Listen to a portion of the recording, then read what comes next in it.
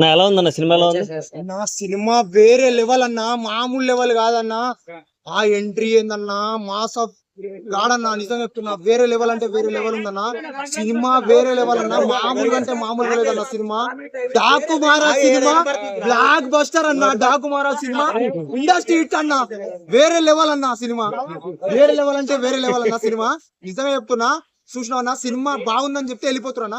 ఒకడు నా పక్కన వచ్చి ఏమన్నాడన్నా, డాకు ఈ సినిమాకు నువ్వు రాకు అన్నాడన్నా. అందుకనే సినిమాకి వచ్చినా పొద్దు అలా లేచి నేను ఆయనకి చెప్తున్నా. మా ఫ్రెండ్ గాని పేరు లింగా, ఎవడన్నా సినిమా బాగాలేదని చెప్తే వాడిని వంగబెట్టి అంతే, మళ్ళీ చెప్పాల్సిన అవసరం లేదు. మీకు కూడా అర్థమైతే నాకు కూడా అర్థమైంది. సినిమా బ్లాక్ బస్టర్ అన్న. అయ్యలకి అయ్యా బాలయ్య వేరే లెవెల్ అంటే వేరే లెవెల్ ఉందన్న. ఆ బాబీ డేల్ గారు సింహంతో వేట, పులితో వేట అంటారు. ఆ సింహంతో ఉంటదన్న ఇంటర్వెల్ సీన్ వేరే లెవెల్ అన్న. ఇప్పటిదాకా ఏ డైరెక్టర్ చూపించాలనుకుంటున్నా ఈ సినిమాలో చూపించిన బాబు కొల్లి గారు. నిజంగా సార్ మీకు దండం సార్. ఇలాంటి సీన్ చూపిస్తారన్న. ఇలాంటి సీన్ కోసం అన్న 300 పెట్టడం బెస్ట్ అన్న. అన్ని సినిమా వేరే అయితే ఆ ఒక్క సీన్ కోసం అన్న 300 పెట్టవచ్చు అన్న. బాలయ్య బాబు గారి కోసం అన్న సినిమా పెట్టవచ్చు అన్న. ఒక మంచి మెసేజ్ ఉందన్న.